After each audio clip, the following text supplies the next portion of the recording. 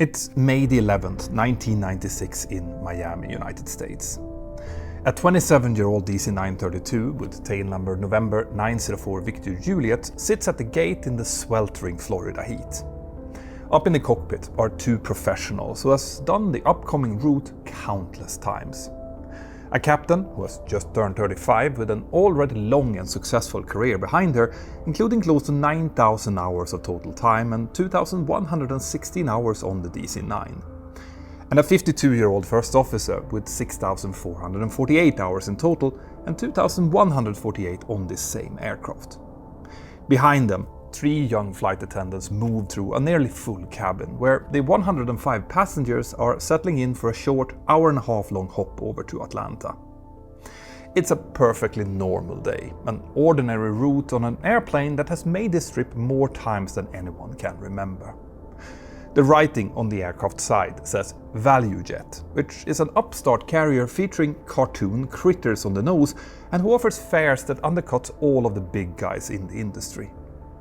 This makes Valujet one of the products of the new era in American flying of no-frills, low-cost airlines. But most people on board don't care about the business acumen or strategy of this airline. For them, what matters is just getting to Atlanta safely by dinner time, for the same or even less money than it would cost them to drive the same distance. At this point, they have already had a small delay. The jet and its crew arrived late from Atlanta at 13:10, so the planned 1 o'clock departure has already slipped a bit, but not so much that anyone is complaining. The flight's call sign on this day is Critter 592, and the pilots up front are focused and concentrated on trying to minimize any further delays as much as possible. They know the taxiways at Miami almost by heart, and they also know the flight corridor and route that they're about to follow, but the captain still briefs the departure thoroughly. Like I mentioned, she has just turned 35 and is now excited to celebrate with her friends once she gets back to Atlanta. She just has to complete this last flight of the day first. Right before pushback, baggage handlers arrive with one last shipment to load. A few boxes of Valujet company materials and plane parts, including some tires. None of the items are marked as anything particularly interesting or noteworthy, so the first officer, seeing that the paperwork is in order, just signs it off. With everything looking good, this cargo then gets loaded, after which the ground handlers finally close the forward cargo door and starts getting ready for departure. And at time 13:40, the aircraft doors are closed and the pilots finish up the last bit of pre-flight procedures and checklists. The captain will be pilot flying for this leg, so she soon asks her colleague to request push and start, which is quickly approved, and Critter 592 starts moving away from the gate.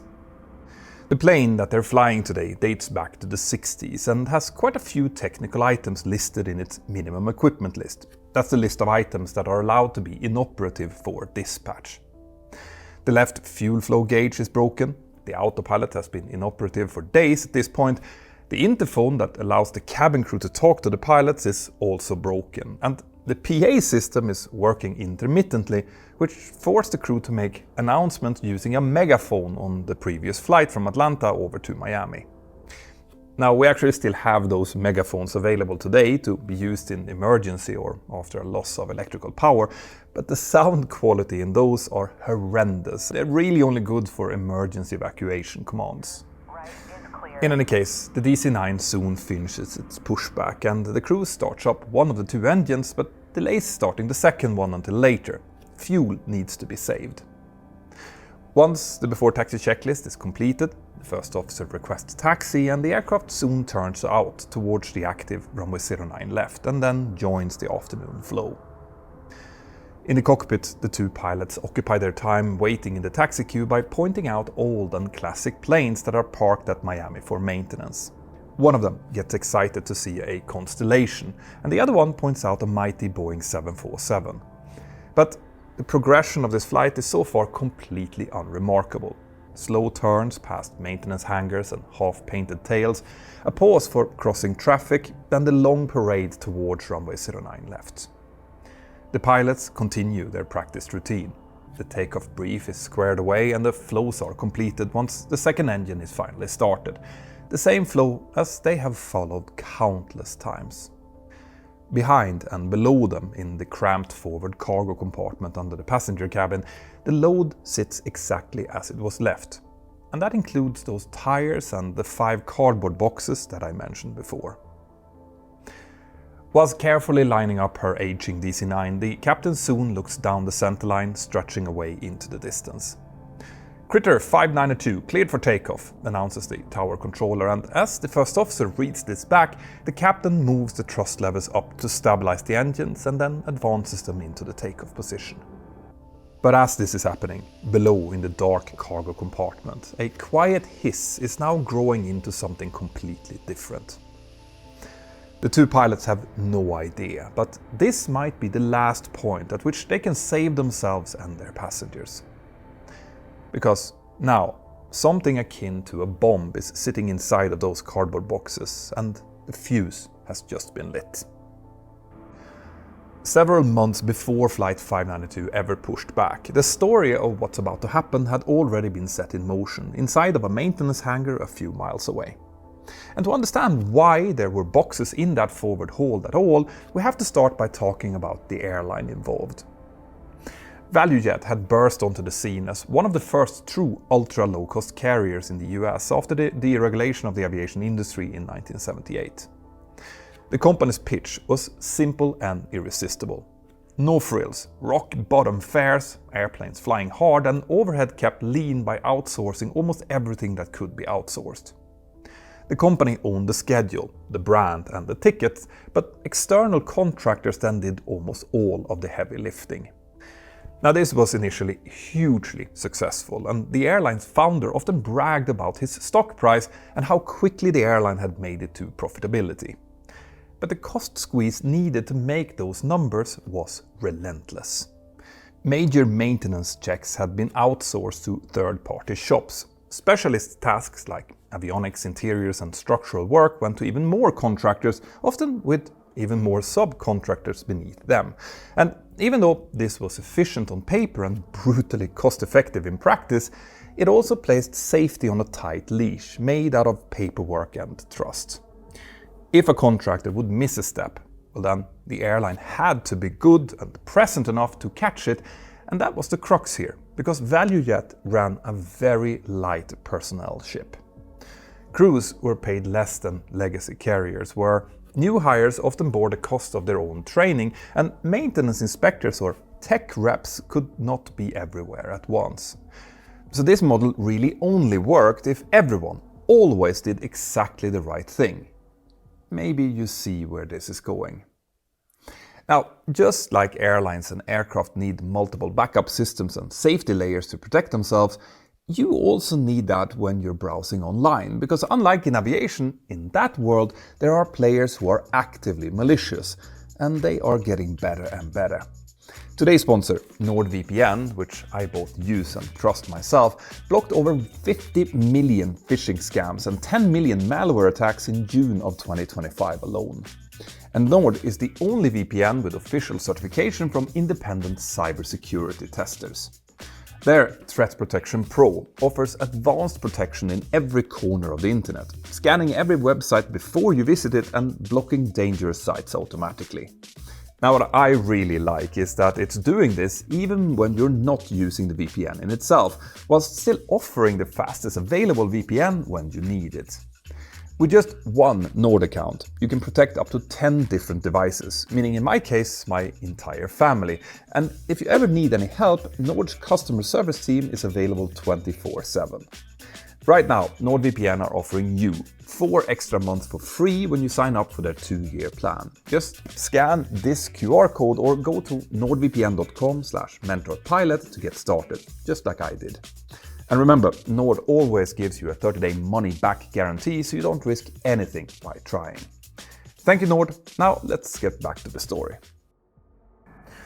In January of 1996, Valujet then acquired 3 used MD-80s and sent them to a company called Sabertech in Miami for some heavy maintenance work. Basically, work equivalent to something between a C and a D check, meaning that large parts of the aircraft would have to be checked through thoroughly. Now, Sabertech was a certified maintenance and repair operator with a pretty high workload of its own, so they were used to ramping up fast, bringing in temporary hands and farming out specialized tasks when needed. On the MD-80 program alone, hundreds of people were cycled through the organization, and a large share of those spoke English as a second language. Now, that wasn't a problem in itself, but it made precise, unambiguous instructions very important. The instructions for how to do each mechanical task was printed on what was called a work card, who were designed to be clear and unambiguous, something that we will get back to soon. Two of the airplanes that Valujet had bought, November 802 Victor Victor and November 803 Victor Victor, arrived to Sabertech with their passenger oxygen systems at or near the 12-year shelf life. That means the maximum time certified by the manufacturer that the chemical oxygen generators in the overhead panels were allowed to be installed before they had to be replaced. So one of the instructions given to the maintenance workers was pretty straightforward and specified under Valujet's work card number 0069. The team needed to remove the old generators, 144 of them in total, install new ones, record the work according to the work card, and then get going with the next work card as quickly as possible. Now, in a hangar full of bigger, heavier and noisier tasks, this looked like a pretty easy one. But it wasn't, and here's why. You see, the oxygen in the masks that drop down from above your seat in an emergency is not supplied in the same way as the oxygen that we pilots get in the cockpit. We use compressed oxygen from a bottle stored somewhere close to the cockpit, and those bottles are both heavy and need to be topped up regularly. So to avoid having to use those type of bottles for all passengers, your mask is instead hooked up to an oxygen generator, which can sit unused for years and then on demand deliver enough oxygen to allow us pilots to make an emergency descent down to more breathable conditions. These generators come in the form of small steel cylinders tucked above each row, each one being a fascinating compact chemistry kit. When the mask drops down from the ceiling, the passengers should reach up and pull the mask down to their face. You've likely seen this being demonstrated loads of times already by cabin crew. When you do this, the tug pulls on a lanyard attached to a retaining pin, which in turn holds back a spring-loaded hammer. So when that retaining pin is pulled away, the hammer strikes a percussion cap, which is basically a tiny explosive charge. Inside of each can is also a cylinder of sodium chlorate, which you can think of as a solid oxygen battery. Its crystals hold a lot of oxygen locked inside, and when the percussion cap is struck by the pin, it fires a charge into a tiny igniter that starts the chemical reaction by sending a jet of hot gas into a hollow channel cut into the middle of the generator's sodium chloride cylinder. Now, sodium chloride contains sodium, chlorine and oxygen, all bound up together, but in a pretty unstable combination. It wants to break down into more stable things like table salt or sodium chloride and pure oxygen. And all that's needed to trigger this decomposition is the heat and energy from the percussion cap. To keep the process going smoothly, the mix usually also includes a little iron powder, which is basically a very fine metal kindling. And the first puff of oxygen lets that iron burn into rust, giving off some extra heat. That helps heat up more sodium chloride that then also decomposes, causing a chain reaction that spreads at a steady, sustainable rate until all of the sodium chloride has been used up. Other tiny additives then help mop up unwanted byproducts, so the gas that comes out into your mask is almost pure oxygen, which is then mixed with the surrounding air for you to breathe. Now, this process generates pure oxygen gas for around 15 to 20 minutes, while all of the non-oxygen leftovers stay trapped inside of that can. But there is a catch here, and that's heat. You see, the reaction that spits out the oxygen is what's known as an exothermic one.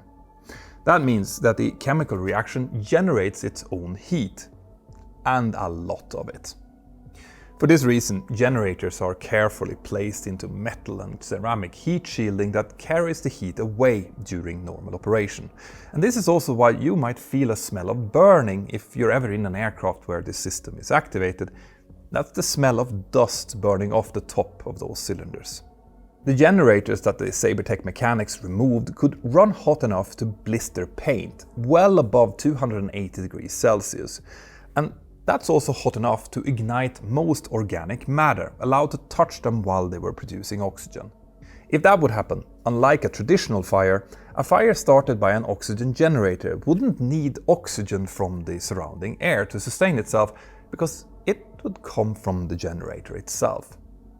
So, if you remember the fire triangle that I've mentioned in some of my previous videos, well, these units basically supplies 2 out of the 3 sides to it. Because of that, safe handling of these oxygen generators once removed requires one crucial item: a safety cap. If a generator is removed and it's unexpended, meaning that it has never been activated and used, well then a small cylindrical cap would need to go over the primer to deny the hammer a path to the percussion cap. With that cap in place, a fall from a bench or a rough taxi over concrete could jostle the cartridges all day long and nothing would really happen. But without it, one sharp jolt could be enough to start the chemical reaction. Now, work card 0069 came frustratingly close to accurately describing the importance of this step, but sadly, it still fell short. It read, if generator has not been expended, install safety cap over primer. If generator has not been expended, install shipping cap on firing pin. But it crucially never defined what expended meant. And it also didn't say anywhere that the generators in any state were potentially hazardous, and it didn't require a specific supervisory sign-off that those caps had been correctly installed. Now, there were instructions for how to store or dispose of removed generators, but that information lived in a separate manual that the mechanics probably never had on hand, and also had no real reason to consult since they had the work card. So this all meant that in a shop where English wasn't everyone's first language and crews rotated across different tasks, instructions like these needed to be absolutely clear, but they weren't. When the replacement job started, the workers soon noticed that the required safety caps had not been stocked by Sabertech. Depending on who you asked, Valujet was supposed to provide peculiar expendables like these caps, or Sabertech should have had them, but either way, they weren't there. Now, Sabertech also worked their employees very, very hard. The work on these MD-80s was taking longer than expected, so Sabertech responded to this by forcing all of its employees to cancel their time off and work 7 days a week until these planes could be delivered. The managers wanted the airplanes closed up and run out of the bay as soon as possible, so in that pressured environment, people did what they always do when work cards doesn't match the reality of the work that they have in front of them. They improvised. Instead of waiting for the safety caps to come, some mechanics just wrapped the lanyard around the body of the generators and then taped it down, figuring that restraint would stand in for a cap.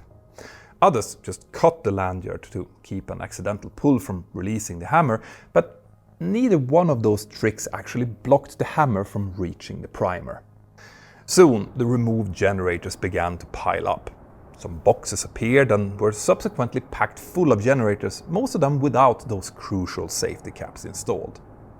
But the work card sign-offs still moved along, as if the caps would instead be installed somewhere down the chain, even though it was clear that it was a requirement that these should have been installed from the start.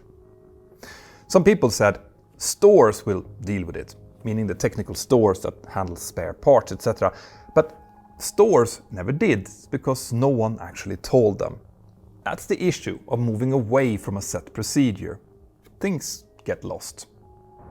At one point, a mechanic suggested to his supervisor that they could remove the safety caps from the new generators that they were installing in the MD-80s and use those. But in that case, the work card was more clear. It said that the safety caps were not to be removed for any reason until the unit was safely installed on the plane and had gone through a specific test. So what we're seeing here we can refer to as something like mechanical drift, but the cultural drift also ran right beside it. At some point, one of these generators got bumped and fired, and the result looked pretty modest to the ones watching. A pop, a hiss, the casing too hot to touch, a smell of hot metal, and then, after a dozen minutes or so, nothing. So thinking that the generators were not that dangerous, other mechanics soon gathered around in a circle, and a few more of these generators were lit on purpose. One mechanic told investigators that they did this because they wanted to make them safe, which actually was a pretty good idea, because a spent generator is considerably less dangerous.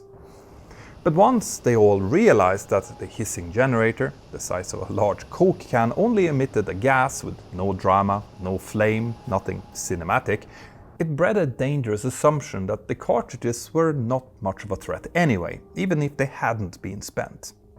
That assumption then crept into choices. It made storing the generators in a cardboard box feel acceptable, and it made keeping them in the proximity of an airplane feel like a non-event. So Sabertech employees soon started storing these live generators on shelves near and even underneath the planes that they were working on. And on top of all of this, the oversight layer was also really thin here. Valujet had a few tech reps at Sabertech to keep an eye on the work, and at least one of those said that he had flagged the missing caps and pointed out that the boxes of generators were being kept too close to the airplanes. But supervisors on the Sabertech side then later said that they didn't recall having that conversation. Anyway, on May the 5th, the heavy check was closed out, and a Sabertech inspector signed the general work card for all 3 Valujet airplanes, certifying the tasks as complete. Now, he knew that work card 69 required safety caps on any unexpended passenger oxygen generators, and he also knew that none of them had been installed. But like I said before, his supervisor had assured him that stores would sort that out, so on that promise he signed the tasks away, as his main concern was the new aircraft being completed, not what happened to the old used parts. Soon after that, another Valujet technical rep on site noticed the boxes of oxygen generators near an aircraft and asked that they be moved further away. 2 Sabertech mechanics carried the boxes to the Valujet section of shipping and receiving, which was the usual parking place for company-owned parts. The ownership of the parts was very clear. They belonged to Valujet, but the instruction chain on what to do with them wasn't. It remains unclear who actually told the workers to put the boxes there. No one was manning the counter, so they just sat the boxes down and left, and there was no requirement to log the contents or brief anyone about what was inside of them. On May the 7th, Sabertech's director of logistics then spoke with a Valujet technical rep about parts that were sitting on the Valujet hold area. The rep explained that he was expecting Valujet store staff from Atlanta to visit on May the 9th, 2 days later, to decide on what to do with all of the generators in storage. But then, on May the 8th, anticipating a walkthrough by a prospective customer on May the 12th, Sabertech's director of logistics told the shipping clerk to clean up the area. A previous client had already called the housekeeping unacceptable, and management was determined not to be embarrassed like that twice. Then on May the 9th, the Valujet rep called back again. Turns out that the Atlanta stores team wouldn't arrive until the 13th, after the VIP customer walkthrough that Sabertech expected that weekend. So with no one from Valujet to take care of the boxes before the VIP visit, and with management pressing to clean it up now, Sabertech's logistics staff decided to just return the material to Valujet themselves. And the easiest way to do that was just to get it back to Atlanta to let them deal with it. So said and done, on May the 9th, these boxes were moved to Valujet's shipping and receiving area in order to be prepped for shipment in 5 large boxes. The shipping clerk packed the units in well so that they sat side by side and end to end, and he then added 2 or 3 inches of bubble wrap on top so nothing would rattle. Now, bubble wrap might have seemed like the obvious choice here if you're moving across country and you don't want your commemorative Taylor Swift albums to get damaged, but around a self-heating oxygen source, it's basically a fire's favorite appetizer. And that brings me to what may be the most important moment in this entire failure chain. 3 words: written in ballpoint pen on a shipping ticket. You see, the receiving clerk in the shipping office had no idea what he was looking at in the boxes. He described what he saw as oxygen canisters, and that word canisters was all it took to conjure up the wrong picture. Green bottles with valves, the kind that were either full or empty. The receiving clerk simply wrote what he thought he'd heard and what he saw. Oxy canisters, empty. He added quotation marks around empty, and he just glanced at the green tags and assumed, as many non-mechanics would, that green meant no problem. He then read expired and interpreted that as empty, and he had obviously not been briefed on the difference between a generator and a canister. Now, most oxygen canisters are quite large, so 144 of them would have been the size of a large pickup truck, but the clerk didn't think about that. Neither did anyone else from this point on. So in that moment, live chemical generators were transformed into boring company parts, empty bottles that should be totally harmless. That's super important to understand here, because Valujet did not hold approval to carry dangerous goods as cargo on their passenger flights, and oxygen generators definitely were. So if the cargo would have been correctly labeled, it would never have been approved on board. Anyway, when the 5 sealed boxes finally sat on the shipping table, they looked exactly like what the paperwork said that they were. The labels carried Valujet COMAT markings, a designator that meant company material, and the address slips pointed to Atlanta. There was no dangerous goods diamonds and no oxygen generators mentioned, so to anyone downstream, this was just harmless airplane stuff moving from one base to another. 5 minutes before departure of Flight 592, the ramp workers delivered the last things to be loaded onto the aircraft. They brought 3 aircraft tires and 5 sealed COMAT boxes to the forward cargo door of the DC-9 and then worked them into the cargo hold. 1 main tire was put in flat on the floor to make a base. The nose tire was then set on its side on top of it and leaned against the forward bulkhead. The boxes were placed around and over the stack, not wedged tight, just leaned into a pile. Then a second main tire was lifted on edge against the sidewall, leaning slightly over the pile, and then baggage was placed around it. There were no straps or nets to hold everything in place to keep the contents from jostling around, and for a carrier that didn't carry declared dangerous goods, this was completely normal. There was no need to tie down what the paperwork said was just ordinary company material. But as one of the boxes settled, one of the loaders said that he felt something shift inside and that he heard a small clink. He didn't think much more about it then, and when the door came down, the compartment looked tidy enough. The tires were forming a pedestal to keep the boxes stacked together, and the boxes were packed in a ring on top of the middle tire. Just like a fire pit. Now we don't know if the moment that the loader heard that click was the moment that the first generator activated. The NTSB in fact was never able to produce an exact time when the ignition started, but the best they could estimate was that it was somewhere between when the loader placed the last box and when the takeoff roll started. Maybe a jolt jumped the lanyard or tugged the hammer off its detent. We will basically never know. But once the first generator was activated, it would have generated more than enough heat to then activate all of the other generators around it, which would then have ignited the bubble wrap, cardboard and luggage, fueled by an abundance of fresh oxygen. And crucially, to understand how this could be allowed to happen, the forward cargo hold of the DC-9 was not equipped to indicate to the crew that a deadly fire had just started. Had it been, the captain would have likely just aborted the flight on the ground and ordered an emergency evacuation, and Valujet 592 might just have been another small but expensive footnote in history. But this cargo hold had been designated in the 1960s and certified as a Class D compartment.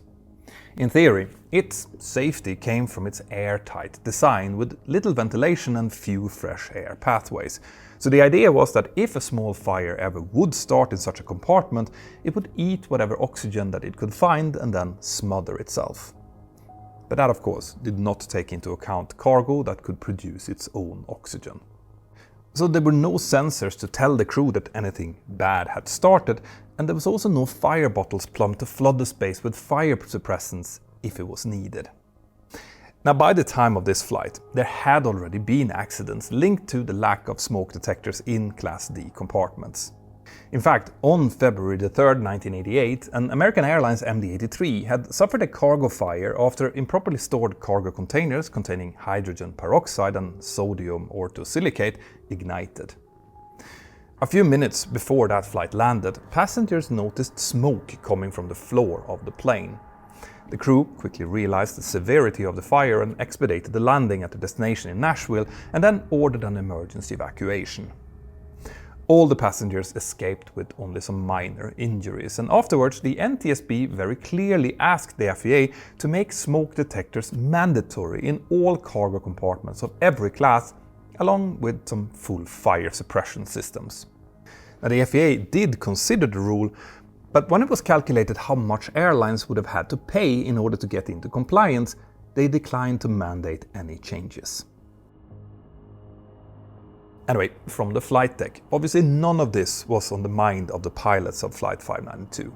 The captain taxied out the old shining DC-9 towards runway 09 left with nothing to indicate that anything was wrong at all, even as the fire was likely already burning inside the hold.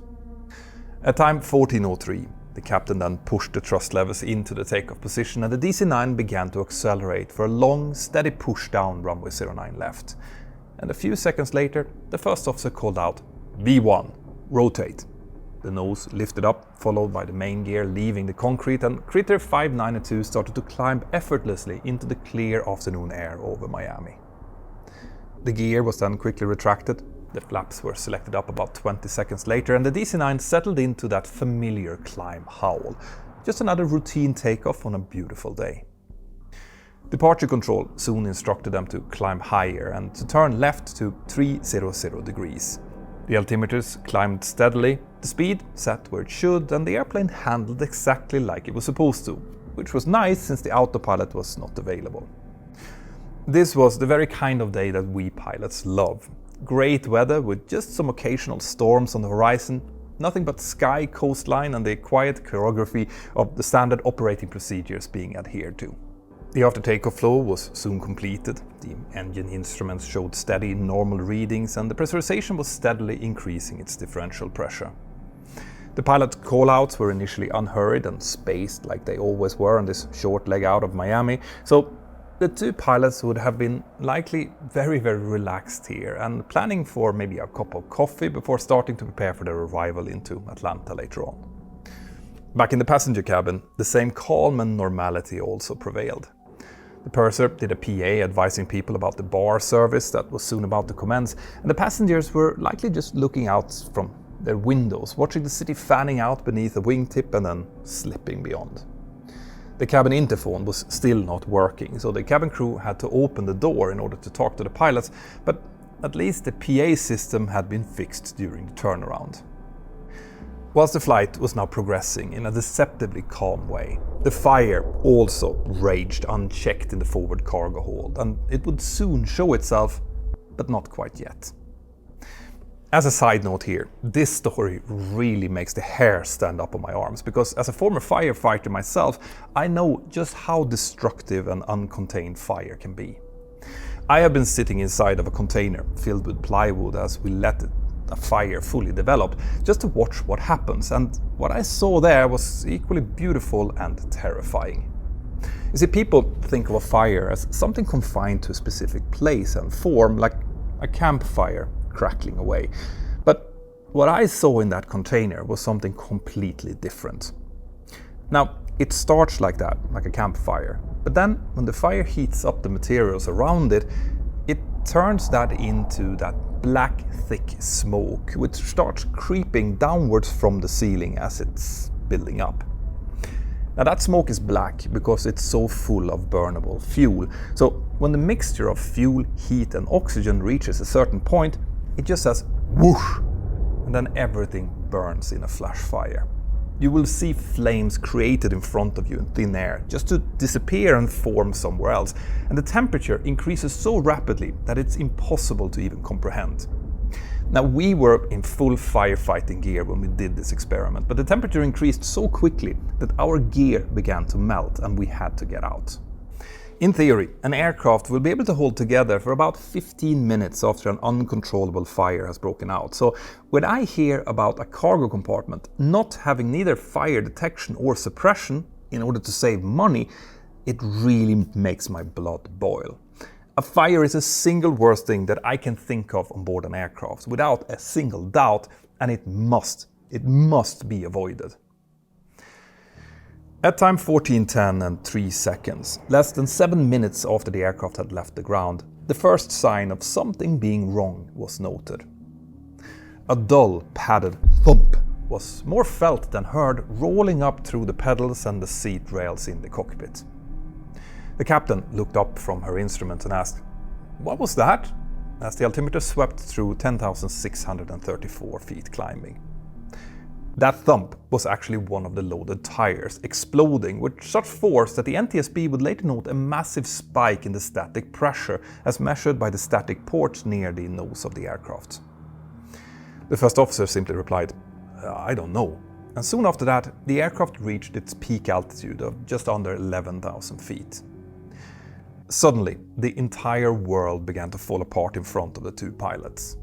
Within seconds, multiple warning lights appeared with alarms blaring all over the place, and several systems began to fail left, right and center as the fire started eating through the electrical wire bundles routed past the cargo hold. Are we about to lose a bus? We've got some electrical problem," the captain said, which was a fair assumption since most multiple failures are associated with electrical problems. The first officer scanned the overhead panel and did see some unusual readings from the electrical panel. Yeah, the battery charge is kicking. Oh, we've got a..." But then before he could finish that, the captain cut in. "We're losing everything." With no idea what the pilots were now facing, the air traffic controller came in over the radio to say, "Critter 592, contact Miami Center on 132.45. So long." But by this time, the captain had already made up her mind about what needed to be done. They needed to get this aircraft down on the ground now. Less than 20 seconds had elapsed from that first noise, and they were still moving away from the airport when she started over the radio. We need to get back to Miami." In the cabin, the fire had now breached the floor between the galley and the first rows of seats, and that caused the passengers to flee towards the back of the cabin to get away from the flames and choking smoke. On the cockpit voice recorder, the screams and panic from the passengers can clearly be heard, and I don't even want to think about what the cabin crew would have had to deal with as this was happening. But one of their voices could be heard to identify the issue that was happening. "Fire! Fire! Fire!" Soon after that, another voice added, "We're on fire! We're on fire!" The controller now chimed in again to make sure that Flight 592 had heard his last instruction. "Critter 592, contact Miami Center 132.45. But now the first officer pressed his radio button and explained clearly. 592 needs immediate return to Miami. Critter 592, roger, turn left heading 270 degrees, descend and maintain 7,000 feet. What kind of problem are you having? The controller responded. The captain, hand-flying the plane with all of her concentration, now calmly responded the worst thing that a pilot can relay to a controller. Fire. The first officer then added, smoke in the cockpit, smoke in the cabin. Now, the task was brutally simple. Aviate, navigate, communicate. Get this plane down on the ground as quickly as possible to save whatever could be saved. In situations like this, we pilots are trained to even consider an off-field landing, as we know that a plane on fire will not hold its structural integrity for very long. In the cargo hold below them, the fire had now completely broken through the supposedly fireproof liner, and the heat had found some of the aircraft's most important components. Wiring looms, control runs, the paths that carry the commands from the pilots to the control surfaces. So whilst you can fly a DC-9 through a lot of abuse, the fire was now starting to eat into systems that the pilots could not do without. The captain had now turned and put the plane into a rapid descent, and whilst doing that, she also pulled the thrust levers all the way back to idle. But the left engine now wouldn't respond because the fire had already eaten through its control cables. This meant that the captain now also would need to deal with asymmetric thrust as she started to move back towards Miami. On top of that, the broken interphone now also suddenly mattered, because without it, flight attendants couldn't talk to the cockpit unless they opened the door, which would then allow smoke to pour into the cockpit. But they had no choice. The door soon flew open and one of the flight attendants let out, "Completely on fire," before she slammed the door shut again. Now that would not have come as a surprise to the two pilots, who were now already doing what they could to get the aircraft back towards the airport. At this point, they didn't discuss or try to diagnose anything, nor did it seem like they'd donned their oxygen masks or smoke goggles. The reason for this is a little bit unclear, but most likely the smoke was not perceived as being so bad in the cockpit that they thought about prioritizing this. There simply wasn't any time to problem solve or to do anything other than just to try to get the aircraft down. If you are a pilot out there and you find yourself in this kind of a situation, donning the oxygen mask is an absolute must. Smoke and fumes can be insidious, and you might not even realize that they're about to overcome you. Today's oxygen masks and smoke goggles are a much faster donning type than back then, partly as a result of what happened on this flight, so please use them. Anyway, the pilots kept working and tried everything that they could to start preparing the aircraft for landing, but the plane was now fighting them as it started to fall apart. A control cable to one of the elevators grew tight and then likely snapped completely, causing the plane to lurch upwards before the captain managed to bring it back under control and continue the descent. The first officer soon toggled his radio button again and called Miami Center. "Critter 592, we need the closest airport available." The controller at Miami Center would later tell investigators that he didn't hear that request because another flight had called at that very moment, but it is very doubtful it would have made any difference anyway, because Valujet Flight 592 was at this point already in its last moments. Still, the controller continued his job and soon called the flight back saying, "Critter 592, the fire trucks are going to be standing by for you. You can plan runway 12 when able, direct to Dolphin now."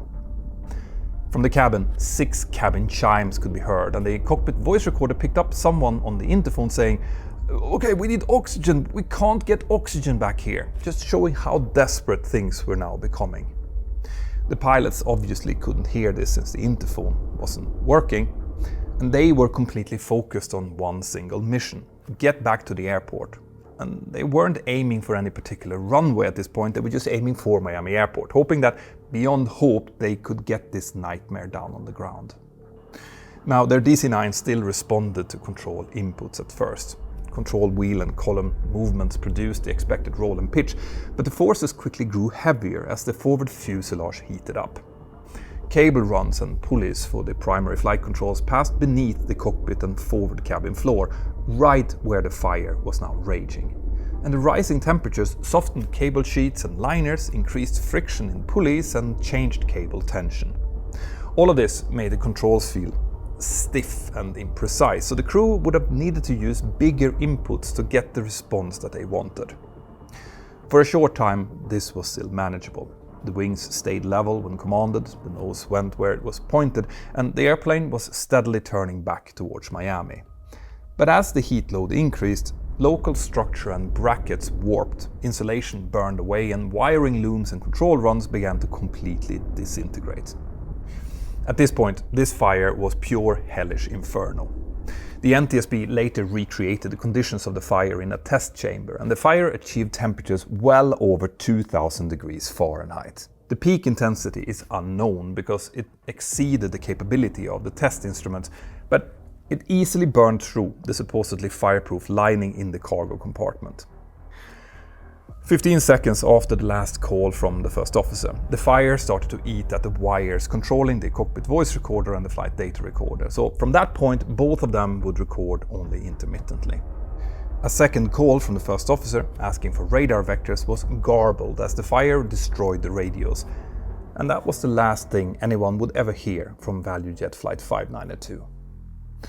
Roughly 3 minutes after the first fire call, the plane leveled off at 7,400 feet. Eventually, one of the elevator control cables slackened and failed, causing the plane to enter a nearly vertical 12,000 feet per minute dive. But then, somehow, the crew used the limited authority that they still had over the trim tabs and elevators and got the wings back to level for just a moment, just a few hundred feet over the swampy waters of the Everglades. Investigators would later note the possibility that the fire had burnt through the captain's control cables and that the first officer might have taken over to pull them out at the very last moment. In any case, the two pilots were refusing to give up, and they were now working the jet to the edge of what it had left. But the fire wasn't finished. Another minute passed, and the intermittently recorded soundscape on the cockpit voice recorder changed again. Alerts that hadn't already died fell silent as the fire ate through the last of the electrical wires. The tone of the wind grew stronger as the speed ran up in the coming descent, and at this point there were no more sounds from the pilots, and the screams from the cabin had completely died down. Even if someone was still alive at this point, the plane would have been barely controllable. And here, it is worth pointing out how that other system that the FAA had declined to mandate might have saved them. You see, while a smoke detector would have alerted them to the fire shortly after it ignited, a suppression system with halon gas may have slowed the fire enough to give them a fighting chance. It would not have had any possibility of extinguishing the fire since it was producing its own oxygen, but it might have bought them an extra few minutes. And in a different timeline, with a fire in the cargo hold and a halon bottle discharging its contents, that would have been enough. But without it, they had now just run out of time. In the last half minute before the end of the recording, the airplane pitched down again and the roll increased. The view out of the windscreen went from horizon and swamp to more swamp and less horizon. Every link that had failed during the previous months had now come to this. A cargo space with no detector, a load that had been misnamed, safety caps that had not been fitted, a policy that assumed honesty where there had been confusion, and a design that counted on a fire needing air.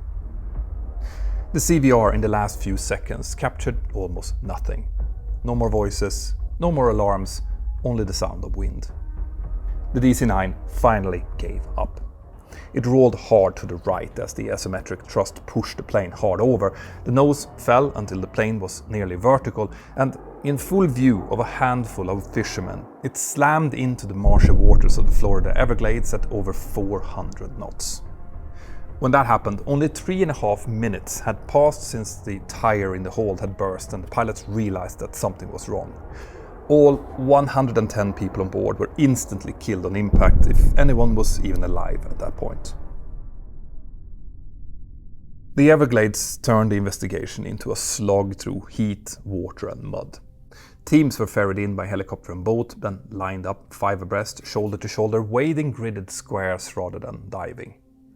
There was no wreckage field, just shallow water over deep muck that swallowed anything heavier than an in-flight magazine.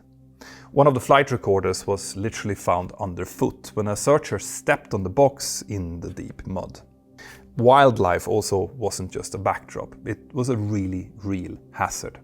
Sharpshooters stood watch for alligators and snakes, while recovery crews worked in the open water, heads down, hands sweeping the bottom for anything recognizable.